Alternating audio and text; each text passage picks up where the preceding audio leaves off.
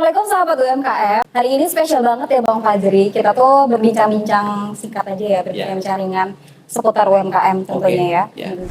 Gue pengen nanya nih ya, menurut kalian, kan kalian udah lihat langsung kan, udah ketemu langsung sama UMKM. Menurut kalian UMKM saat ini tuh udah gimana sih? Lebih dikembangkan lagi brandingan gitu kan, kemudian strategi marketing. Kayaknya itu sih yang UMKM kita masih belum melek juga, apalagi digital nih Pi. Bahkan masih ada teman-teman UMKM yang belum punya akun gitu, akun sosmed atau apalagi akun e-commerce. Orang kebanyakan nggak tahu gitu, kebanyakan gitu. Cuman orang-orang tertentu atau yang tepat sekeliling UMKM itu aja gitu. Masih lokal gitu. Itu karena yang tadi kaitannya karena mereka belum go digital. Jadi untuk memarketingkan produknya ini ke yang lebih jauh itu butuh biaya dong jadinya kan. Iya benar. Makanya kalau udah digital gimana? Tinggal lihat orderan gitu. Iya, udah selesai. Marketing pun lebih gampang. Bikin video di rumah udah selesai. Kesebar. Benar. Nggak perlu capek-capek ngantar-ngantar ke toko-toko gitu ya. Iya. Step by step flowchart-nya gimana para UMKM ini bisa terjun dan bertahan lah ya. Kalau terjun aja nggak bertahan ya percuma ya. Jadi bisa terjun dan bertahan di dunia digital. Coba siapa dulu nih? Sama juga sebenarnya kalau teman-teman mau go digital, itu ada proses dulu. Proses pertama itu ya buat akun. Kalau masak berarti ya buat produknya gitu ya. Ya, buat akun dulu. Setelah buat akun, bikin akun gampang lebih ya. Paling 5 menit selesai lah. Kemudian selesai buat akun, kita langsung bikin karya nih, bikin karya digital ya, bisa berupa grafis, bisa berupa foto doang, bisa berupa video. Itu bisa kalian jelasin nih tentang produk kalian seperti apa. Setelah bikin konten, cukup nggak dengan satu kali bikin konten kira-kira? Enggak. Nah, sama kayak kalian produksi, misalnya produksi keripik nih, cukup nggak dengan satu kali produksi keripik? Enggak kan?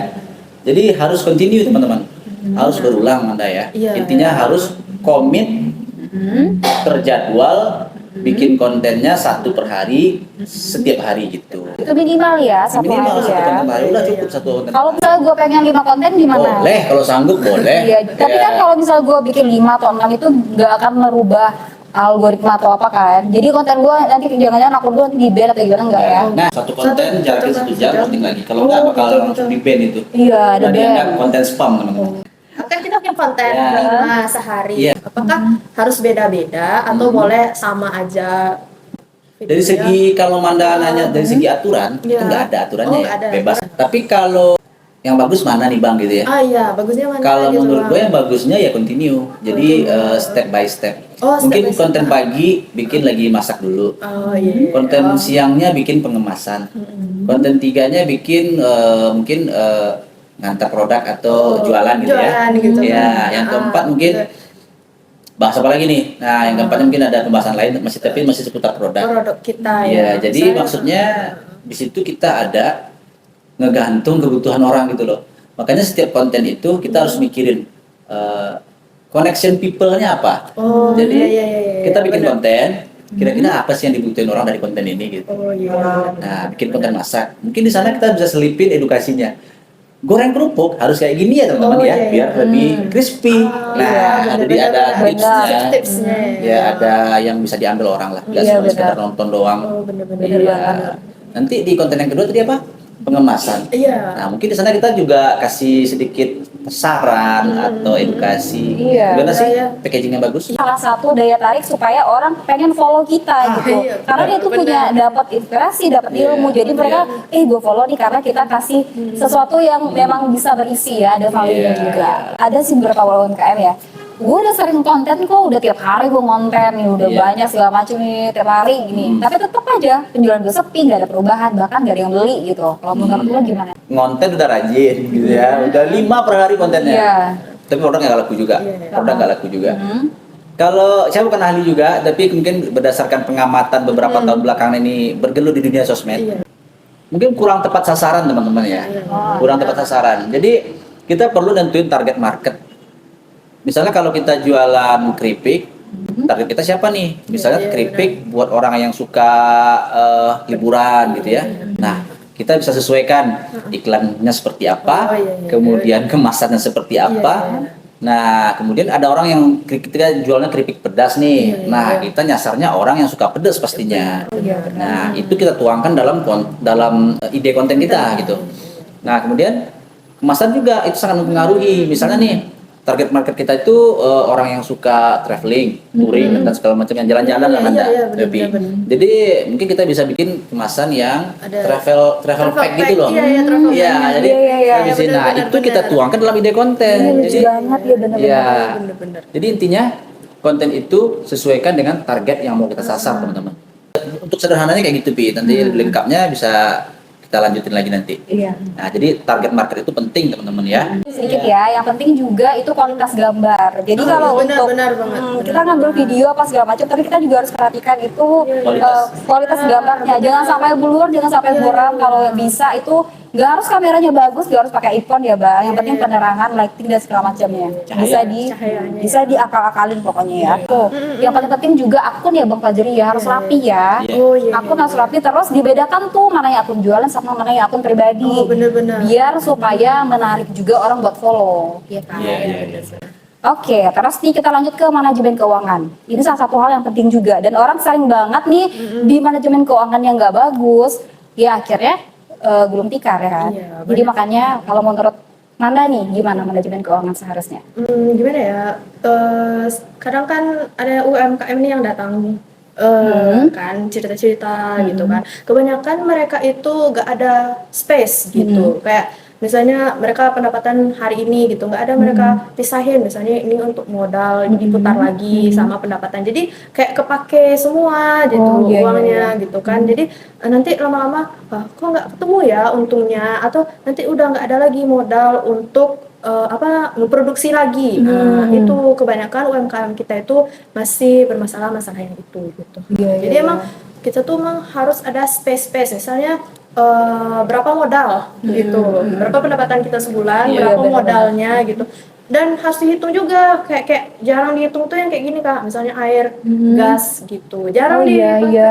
jarang dihitung, padahal Jarang itu dicatat, iya, harus jarang dicatat dicatat tuh. itu gasnya HPP berapa, ya? iya HPP Iya. itu benar. Itu tuh termasuk modal kita tuh harus menyisihkan, oh ini yang harus dipisahin uangnya yang kita dapatkan pendapatan itu tuh untuk HPP-nya gitu. Nah sisanya nanti kan ada keuntungan. Iya. Nah, keuntungannya ini nanti itu ada kita ambil berapa persen untuk kita nambah modal untuk mengembangkan usaha iya, kita. iya. Yang sisanya itu kita alokasikan jadi gaji kita.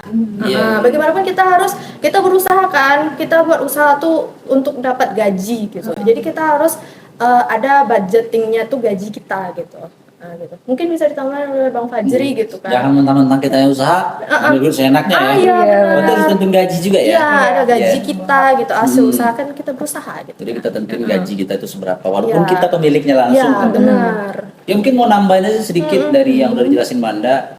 Secara generalnya itu yang penting pisahin duit pribadi sama duit usaha, itu penting banget, jangan campur aduk. Iya. Kemudian yang kedua itu catat semua pengeluaran seperti yang Manda sebut tadi, HPP, margin keuntungan, pokoknya semua dicatat teman-teman ya, semua dicatat biar jelas gitu. Jadi per bulan itu jelas nih, bulan ini HPP-nya segini, pemasukannya segini, labanya segini, jadi jelas. Iya. Karena itu buat nge-treat diri kita juga. Kedepannya kalau sekarang turun, berarti bulan depan gua harus lebih Iya. ini lagi nih, lebih tingkatkan lagi nih. Nah Iya, gitu. benar. Terus nih, gimana untuk UMKM yang mereka tuh pas-pasan, mereka jualan, terus mereka dapat ya tulang pokok sih gitu. Gimana cara ngakalinnya biar usahanya tetap jalan? Karena mereka nih nggak ada untungnya nih, jadi produksi ya segitu, bahkan minus gitu ya. Iya. Gimana untuk mengakali supaya UMKM ini tetap stay dan nggak gulung tikar? Emang banyak problemnya kayak gitu kan. Iya. Biasanya kan jalannya emang nambah modal gitu Iya. kan. Dan itu carinya ke yang lain. Oh, kalau dari saya sih kayak gini ya. Kalau kayak gitu mungkin kalau untuk nurunin kualitas mungkin susah ya. Susah. Mungkin produksinya dikurangin dulu deh. Kalau biasanya kita produksi misalnya 100 piece karena mungkin dapat segini jadi kita ya produksi dulu lah sekitar 70 piece dulu. Nanti kalau udah modelnya udah balik lagi putarin lagi gitu. Jadi yang jangan sampai berhenti ya. Karena kalau berhenti memang pasti udah kepake terus dong Iya, uangnya iya, jadinya iya. nggak jadinya di perusahaannya nggak sih? Dikurangi jumlah kuantitasnya aja Iya, ya. jumlah. Tapi kalau untuk kualitas sih agak kalau ngurangin kualitas Jangan kalau lah. menurut gimana? Kalau kualitas jangan. Malah Iya, lari jangan. nanti konsumen. Iya, palingan Iya, ya lari. benar. Emang Emang kuantitas. boleh nggak sih ngurangin kuantitas itu?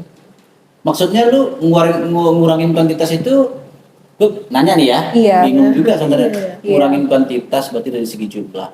Ya dikurangin jumlah produksinya atau jumlah isinya gimana? Jumlah produksinya dong. Jumlah produksinya produksi. ya? Oh, Dengan berarti kualitas isinya yang tetap sama, iya. Tapi Tapi banyak tuh dulu gua waktu kecil-kecil kemasan makanan banyak sih sekarang udah kecil aja. itu karena dulu lo kecil, sekarang lo udah gede. Oh, Bener gede ya? nggak sih? Iya, kalau Karena dulu gua jangan tambah gede, jadi iya kemasan jadi benar. kecil ya. Dulu Bukan kalau Pi, isinya Pi. Dulu kalau lo Gimana sih itu? Apa karena dia kurang modal juga? nggak tahu sih. Iya. mungkin targetnya ya, target pasar seperti yang Bang Fajri bilang tadi. Orang Iya. tuh udah ada budgeting kalau misalnya mau makanan itu uangnya cuma segini gitu. Tapi mereka tuh kayak kalau kita udah apa ya mempertahankan rasa, gimana pun harganya kan orang tetap Bakalan datang beli. gitu, bakalan beli gitu. Nah tapi kadang karena budgetingnya terlalu mahal gitu, jadi mereka tuh banyak yang lebih milih ngurangin berat produknya gitu. Jadi tetap orang ini tetap masih bisa beli gitu. Nah, maksud gue tadi itu sembari memperkenalkan, sembari membranding gitu kan, kita bisa. Yang penting tetap lah ya. Iya, Jangan tetap sampai putus berhenti asa dan gitu. berhenti itu kan sayang banget. Apalagi kebanyakan produk-produk UMKM kita tuh, sumpah enak banget ya. Iya, benar. Udah kami coba-coba semua. Enak banget. Enak banget. Iya, terus kualitasnya juga super banget. Mereka tuh emang pilih bahan-bahan pokok itu dari yang berkualitas dan premium. Nah, satu lagi catatan nih Mbak Gopi, ada catatan ya terkait konten tadi ya. Iya, iya. Kan? Kebanyakan di luar sana UMKM kita masih mikir konten itu susah katanya. Iya. Konten itu harus gini, kamera bagus, harus punya background yang keren, benar, gini. benar. Kalau untuk dari segi apanya bener, sebenarnya background memang harus keren ya. Iya, iya. Kamera memang harus bagus seperti Iya. Bibi bilang. Tapi itu nggak menutup kemungkinan kita konten mulai aja dulu gitu dengan apa adanya ya nggak Bi. Nah nanti lama-lama kan kita bisa beli kamera yang bagus, bisa beli bisa bikin background yang bagus, yang bagus ya. Iya, kalau motor gede sih itu sebagai latihan. Orang nggak mungkin sekali bikin tuh langsung bagus. Jadi kita bikin terus sampai Iya. pada akhirnya kita memang bisa gitu. Karena memang kalau kayak kita nih, pertama kita ngomong di depan kamera nggak mungkin langsung selancar ini Iya. dong. Belibet awalnya. Iya, seiring berjalannya waktu kita coba terus sampai pada akhirnya ya kita bisa ya. Istilahnya apa? Learning by doing ya. Iya, learning by Ya, doing. belajar tapi tetap melakukan gitu Iya, karena benar. berproses lah. Iya, sambil Nah, belajar. Menyelam sambil minum air gitu. Misalnya yang kemarin gue dengar keluhan tuh, Bi. Iya, sponsor apa? Ya salah satu UMKM lah. Oh, itu apa? Gimana mau bikin konten yang masak gua, Iya, yang benar. ngemas Semua gua, dia yang ini semua. gua, semuanya dia katanya. Jadi nggak ada waktu buat konten tuh orang yang di belakang tuh. Bener banget. Itu bener banget sih. Itu masalah semua UMKM kayaknya kayak gitu deh Iya, problemnya. jadi makanya jadi kayak gini triknya ya. Setiap step by step Iya, ya proses iya, produksi iya, itu bisa iya. dikontenin dan bisa senatural mungkin. Teman kita tuh tripod, teman peneliti itu tripod sama kamera handphone. Iya, iya, iya. Jadi kalau lagi menggoreng nih, lagi Iya, iya. menggoreng, udah taruh tripod depan itunya, kemudian taruh wajah. kamera, oke kamera ngerol, nah kalian goreng-goreng, selesai satu konten. Benar. Oke.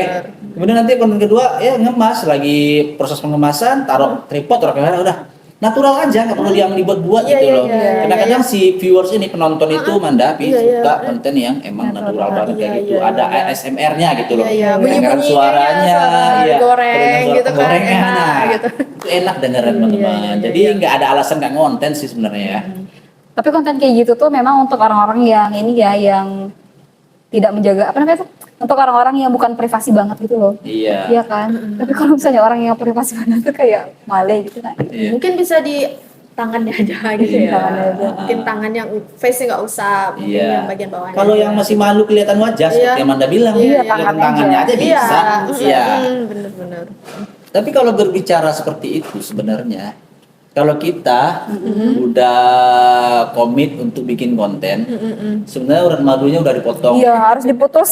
Harus ya. Malunya. Harus diputus. Ya, selama konten itu positif, selama konten itu enggak yang sifatnya sara, udah kalian pede aja gitu. Iya, percaya diri. Iya, pasti ditonton orang. Mm-mm. Mau ada yang suka, mau enggak, mau ada yang nge-like, mau ada yang beli. Serah. Lanjut Yang aja penting terus. kita terus bikin konten, terus berkarya, sampai produk kita emang benar-benar dikenal banyak orang. Terus ini Bang, iya, apa namanya tuh berkumpul dengan orang-orang yang Berkumpullah dengan orang soleh. Nah, misalnya lingkungan tuh mempengaruhi dah. Iya Misalnya lah, kalau orang, iya. saya kayak orang kok berkumpul dengan orang yang mau konten, oh jadi lebih semangat. Nular. Tapi kalau misalnya ngumpul sama orang misalnya gitu kan misalnya. Iya. saling mengingatkan gitu. Nah, kalau berkonten gini, Iya. Nah, terus Bang Iman, nah salah satu tipsnya juga coba keluar, mencari referensi ya. Kalau saya yang buat ibu-ibu yang masak di rumah mungkin sesekali boleh lah ya kita keluar, cari inspirasi, berkumpul dengan orang yang memang di bidangnya juga kayak Iya. konten, Iya. yang orang yang memang ada komunitasnya juga bagus banget yang mana Iya. kumpul sama Kalau ada, komunitas. mungkin lebih bisa dibikin komunitas gitu kan. Iya. ada lagi nggak yang mau ditambahin buat UMKM? Apa udah cukup? Kayaknya udah dulu deh. Kebanyakan bentar. Iya. Kebanyakan bentar ya. Nah, untuk lengkapnya mungkin teman-teman kalau yang mau sharing lebih dalam lagi bisa langsung datang ke KDK. alamatnya di Selayu. Terus patokannya ada SIM keliling di depannya. Oh iya benar-benar. Iya. SIM Di sini tuh ada keliling. gerainya juga. Iya. Teman-teman mau belanja produk-produk nih banyak.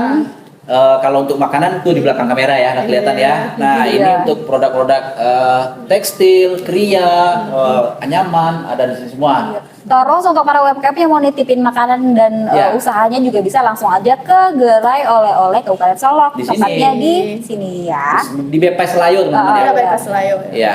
Dan kalau yang mau bikin kemasan, bikin desain, bikin konten, edukasi soal video, segala macamnya bisa di sebelahnya. Iya. KDK. Itu gratis ya? Iya, klinik desain dan Dan kemasan. kemasan. Gedung kita sebelahan teman-teman. Gratis nggak Bang I? Gratis dong, yang bayar tuh cetaknya doang. Desain sama pokoknya jasanya gratis. Oke, mungkin udah dulu ya Bang Imanda ya. Nanti Oke. kita bahas lagi di pertemuan selanjutnya ya. Pertemuan selanjutnya bahas affiliate sama Yopi. Iya. Sama Bang Fajri. Bang Fajri JMP-nya udah ratusan juta. Oh. Amin. Oke, mungkin segitu dulu ya. Terima kasih waktunya untuk Bang Fajri. Terima kasih Manda. Kita lanjut lagi nanti ya. Untuk teman-teman semua, jangan lupa beli produk UMKM. Karena UMKM Menopang ekonomi bangsa. Dan- UMKM itu tambahin. UMKM kita itu menyumbang 61,9% PDB di Indonesia. wow. Dan karena UMKM, Bisa membuka lapangan pekerjaan. Iya. betul. oke, see you. Dadah.